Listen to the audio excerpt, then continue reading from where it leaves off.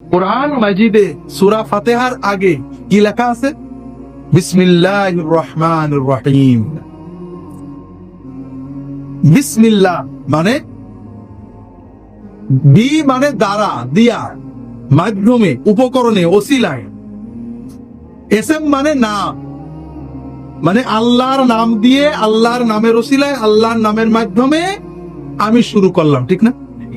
তার মানে কি বোঝা গেল? কোরআনের প্রথম কথাটা হলো বিসমিল্লাহির রহমানির রহিম। তার মানে মুমিনের জীবনের সব কাজ কার ওসিলায়, কার মাধ্যমে, কার দ্বারা হবে? আল্লাহর নাম দিয়ে হবে।